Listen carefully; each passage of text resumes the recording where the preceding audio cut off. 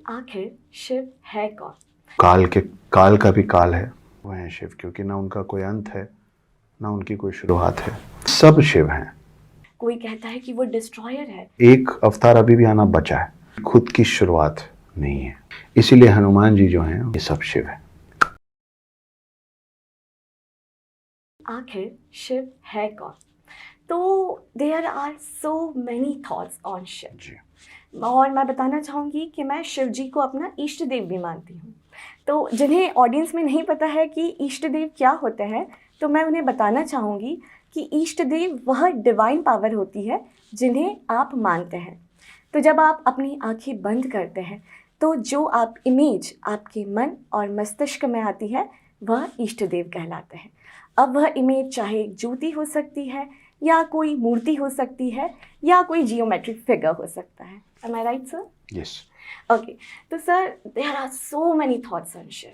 कोई उन्हें inter dimensional body कहता है, कोई कहता है कि वो डिस्ट्रॉयर है, कोई कहता है कि वे आदि योगी है, कोई कहता है कि वह पहले इंसान थे जिन्होंने सेल्फ रियलाइजेशन एक्सपीरियंस करा। तो आखिर शिव है कौन? शिव कौन है? शिव को समझना सबसे आसान भी है और सबसे कठिन भी। वो हैं शिव, क्योंकि ना उनका कोई अंत है ना उनकी कोई शुरुआत है।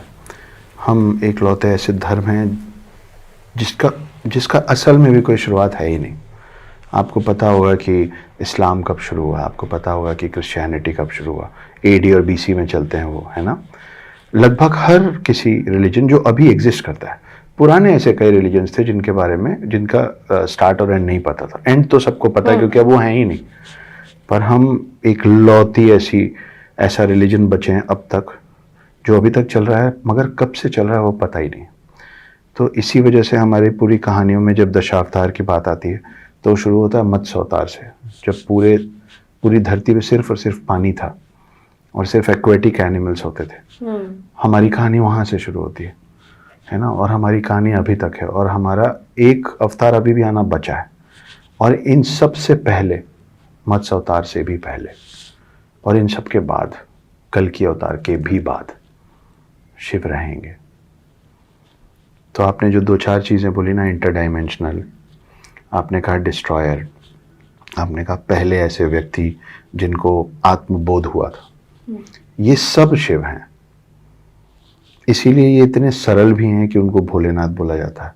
और आपने कहा डिस्ट्रॉयर, तो सरलता के साथ ना ये साथ में ही आता है कि जो आप हमेशा अपने आसपास भी देखेंगे कि जो बहुत ज़्यादा डूब के प्रेम करता है ना, वो उतनी ज़्यादा नफ़रत भी करता है, उतने हेटरेट का भी लेवल।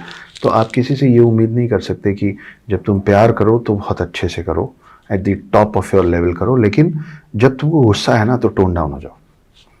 अगर आपको उसका गुस्सा टोन डाउन करना है तो आपको उसके प्यार में भी बोलना पड़ेगा कि इतना मत करो यार, टोन डाउन हो जाओ। क्योंकि वो व्यक्ति एक ही है। उसमें जो चीज़ आपको अच्छी लग रही है, किसी चीज़ की पराकाष्ठा, हालांकि पराकाष्ठा किसी चीज़ की अच्छी नहीं होती, पर अगर आपको किसी के प्रेम की पराकाष्ठा अच्छी लग रही है तो आपको उसके घृणा की पराकाष्ठा के लिए तैयार होना पड़ेगा।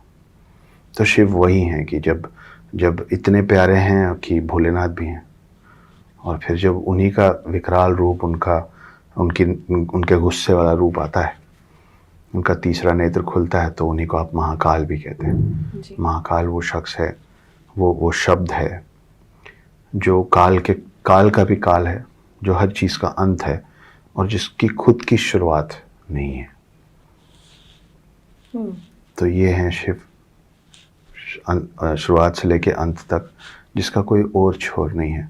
उनके हाथ में डमरू का एक शेप है, ये मैंने कई जगह पहले भी बोला है। तो डमरू का जो शेप है, अगर आप मेरी किताब पढ़ेंगे द हिडन हिंदू, तो उसके आखिरी पन्ने में हमने ये बनाया हुआ है।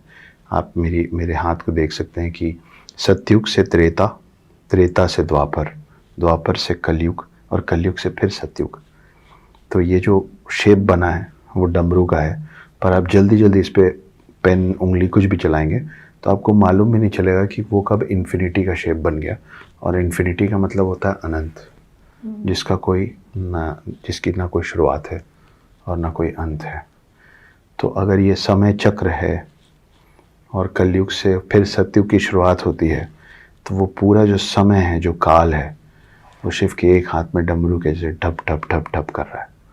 तो अगर पूरा काल उनके एक हाथ में है तो वो संपूर्ण क्या है, उसको समझने के लिए आप और मैं उतने परिपक्व अब तक हुए नहीं, ना हम हो पाएंगे, क्योंकि हम मानव ही रहेंगे और वो शिव ही हैं।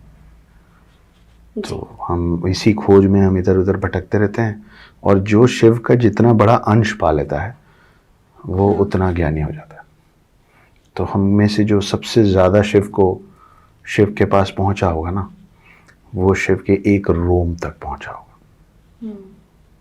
तो वो उतने विकराल हैं शिव, और उतने सूक्ष्म भी हैं कि आप प्यार से बुलाएंगे। इसीलिए हनुमान जी जो हैं वो शिव जी के अवतार हैं जी, है ना। तो आप देखिए कि उनमें जो अष्ट सिद्धि है, उसमें एक सिद्धि है कि वो जितने बड़े चाहे बन सकते हैं, और एक सिद्धि है कि वो जितने छोटे चाहे बन सकते हैं। ये सब शिव है।